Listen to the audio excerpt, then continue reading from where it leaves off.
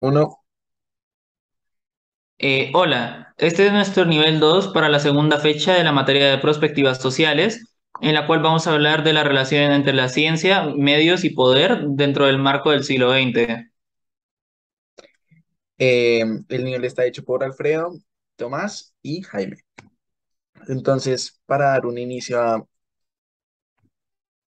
a el índice, pues vamos a mencionar lo que es el autor, la ciencia en el siglo XX, los avances, los riesgos, la política, la ciencia con relación a la democracia, el impacto en el medio ambiente, la conclusión y por último, la bibliografía. Para comenzar, quisiéramos hablar sobre el autor del libro del cual trabajamos nuestro capítulo, que es Eric Hobsbawm, un autor que se caracteriza principalmente por su ideología política de izquierda y el ser de ascendencia judía, aspectos que lo inspiraron a trabajar en la historia al haber chocado mucho con la época de la Segunda Guerra Mundial. Su obra más importante es el libro de Historia del siglo XX, que habla de varios hechos que impactaron a la humanidad y va mencionando sus posturas al respecto. En el capítulo 18, titulado Brujos y Aprendices, las ciencias naturales, se habla de los avances que hubo en la ciencia durante el siglo XX, tanto positivos como negativos, en relación con la moral y además con el impacto político que tuvieron en la humanidad. Respecto a los avances, Hobsbawm menciona que este es un siglo con avances mucho mayores a los que se habían visto hasta ese entonces. En los principales fueron el progreso que hubo en la agricultura, la cual se pudo empezar a hacer de manera masiva, ayudando al crecimiento poblacional que hubo en este siglo. La mayor divulgación dentro del conocimiento científico que solucionó en buena medida el problema del analfabetismo, que era muy grave hasta ese entonces y que se tuvo un gran progreso en todo este siglo. Y a su vez esto iba en relación a la tecnología, la cual fue una herramienta que le dio un montón de posibilidades a la ciencia para poder llegar mucho más lejos en varias áreas como la medicina, los medios de transporte y en la tecnología de la información como con los CDs y los VHS.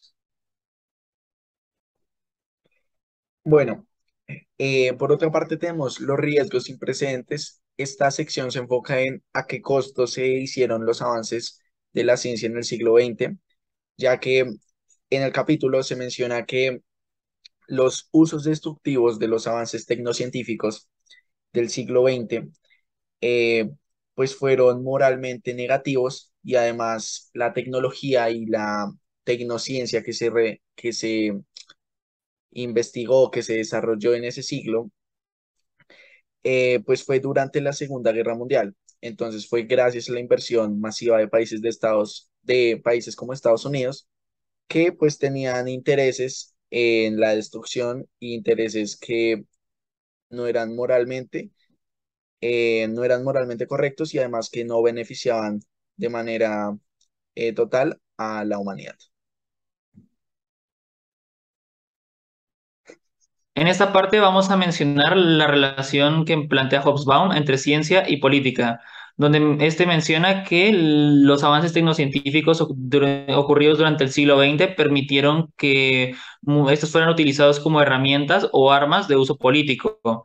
El caso más evidente es con las armas de guerra, como es el caso de la bomba atómica, la cual tuvo un gran impacto social, tanto por las consecuencias que tuvo al ser utilizada en Japón a final de la Segunda Guerra Mundial, como por varios fenómenos sociales, como que este fue el originario de la generación de los baby boomers, que vivía siempre con el miedo del impacto de una bomba atómica y que fue llevado a su máximo exponente con la Guerra Fría, en donde incluso si se desconocía si el contrincante tenía bombas, estas ejercían una gran presión y llevaban a diferentes actuares. A su vez, estas tecnologías se podían utilizar con fines de segregación y discriminación, como fue el caso tan infame de la Alemania nazi, por medio de los cuales eliminaban en campos de concentración a personas las cuales ellos consideraban inferiores por motivos principalmente genéticos. Y también en otros casos, como el que menciona Landon Winner, en el ensayo Tienen política los artefactos, de que los puentes en Nueva York eran más bajos para impedir que los buses de doble piso en las zonas de mayoría afrodescendiente pudieran cruzar a las otras zonas de la ciudad. Por otra parte, tenemos la relación de ciencia y democracia. Entonces, en el capítulo se menciona que la ciencia dio paso a que hubieran muchos casos de destrucción masiva, de violencia y de discriminación. Y el ejemplo que él menciona es que algunos gobiernos dictatoriales, como lo son el de Stalin y el de Hitler, restringían el conocimiento científico a la población común. Es decir, que lo limitaban simplemente a unos pocos y a la mayoría no le daban el acceso que debería tener o la transparencia que debería tener. Y pues estos gobiernos se justificaban en dos motivos. El primero es que el diálogo científico implica el contacto de múltiples países, incluidas personas de opiniones contrarias. Entonces, al darle a la gente acceso a la ciencia, esto conllevaría a un mayor acercamiento con los opositores de sus gobiernos. Y en segundo lugar, también tenemos que cuando se le da mayor acceso al pueblo a los temas de ciencia y tecnología, estos pueden, al conocer más y al tener más conciencia de qué es lo que está pasando en el país, pues pueden volverse más críticos y además podrían haber más movimientos opositores y pues más revueltas y más revoluciones dentro del propio país. Frente a esto, Hobsbawm menciona en el capítulo que lo que ambos objetaban era que se desafiesen versiones del mundo y valores expresados en forma de verdades a priori. Con ambos se refiere justamente a Hitler y Stalin, que lo mencionamos previamente, que odiaban que el hecho de que la ciencia pudiera ser una herramienta liberadora de poblaciones. Bueno, también se menciona el impacto en el medio ambiente que ha tenido los desarrollos tecnocientíficos y aunque este ha sido un tema mayormente tratado o que se ha abordado con mayor preocupación en la actualidad, pues él menciona que pone en tela de juicio si los avances tecnocientíficos que se hicieron en el siglo XX valen la pena y si en vez de generar un beneficio están generando consecuencias perjudiciales a largo plazo para la Tierra y para las generaciones futuras. Entonces, uno de los casos que menciona es el efecto de los aerosoles en la capa de ozono, que aunque por lo general no son graves, al consumirlos de manera masiva llevan a un daño irreparable en el planeta.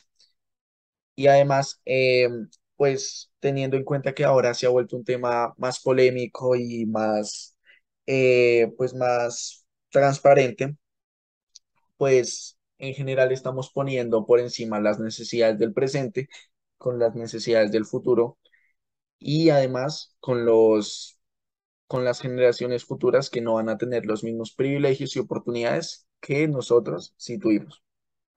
Quisiéramos concluir con la idea que Hobsbawm utiliza para cerrar el capítulo, poniendo en duda si realmente todos los avances que ciencia y tecnología tuvieron en el siglo XX realmente valieron la pena, porque justamente este es el siglo donde hemos estado más cerca de llegar a una destrucción de la humanidad y del mundo entero, por usos que han sido con fines de segregación, violencia y de experimentación, principalmente en la Segunda Guerra Mundial y en la Guerra Fría. La mejor alternativa en un contexto así es que un gran poder conlleva una gran responsabilidad, como diría el tío Ben.